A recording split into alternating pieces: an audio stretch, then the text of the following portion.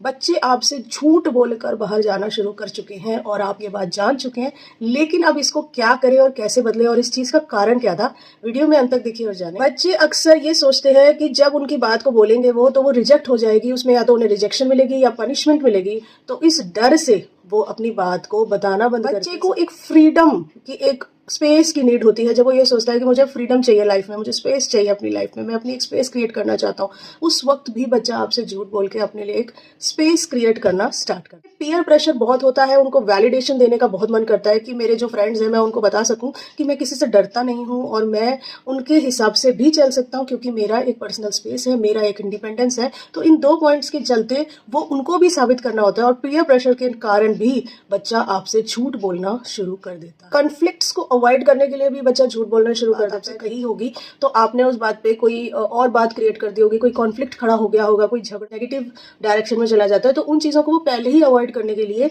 आपको ये झूठ बोल देता है। एज अ पेरेंट अब आपने क्या करना है, सबसे पहले तो बच्चे को सिंपैथी दीजिए, एम्पैथाइज करिए उसकी सिचुएशन को, इस चीज को समझिए कि उस एज में जहाँ पे वो है उसको आपका सपोर्ट चाहिए, उसको आपकी केयर चाहिए, ना कि हर वक्त आपका डर जो आपके अंदर है कि इसको कुछ हो जाएगा, कुछ हो जाएगा। डर जो आपके मन में जो डर है वो उसे उस काम को करने से रोक रहा है या कहीं बाहर जाने के लिए रोक रहा है, तो फिर आप उसको अकाउंटेबिलिटी सिखाइए, आप उसको कॉन्सिक्वेंसेस के बारे में बता सकते हैं, आप लोग उस चीज को कैसे हैंडल करोगे ये चीज आपको बतानी पड़ेगी। अगर आप इस चीज को पहले से ही, जब उसकी एज एक ग्रोइंग एज है 10, 11, 12, 13, 14 साल, आपको उसी वक्त से इन चीजों को इनकलकेट करना चाहिए था। अगर मैं ये काम कर रहा हूँ या मैं ये काम करूंगा या आप ये काम करेंगे तो इसकी कल को अकाउंटेबिलिटी क्या होगी, कल को इसका कॉन्सिक्वेंसेस क्या होगा, कल को ये किस चीज की ओर आपको लेके जाएगा, इसका रिजल्ट क्या होगा। चीजें आप पहले से बच्चे को बता के चलेंगे तो वाकई बच्चे को ये चीज करने से पहले उसको ये लगेगा कि यार अगर ऐसा हो तो ये चीजें आपने ध्यान देना है, क्योंकि बच्चों में एक एबिलिटी होती है हर चीज को टेस्ट करने की।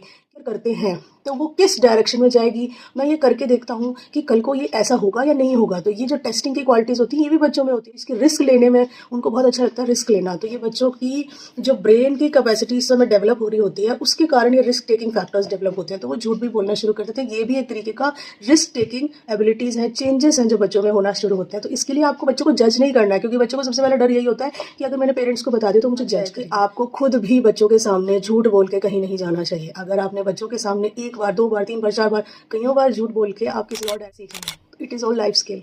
अगर आप वाकई चाहते हैं कि आपका बच्चा आपसे झूठ बोल के ना जाए, आप उसके सामने एग्जाम्पल सेट करिए, उसको बताइए कि कल को कोई मिस हैपनिंग हो जाएगी तो हम तुम्हें कहाँ ढूंढेंगे।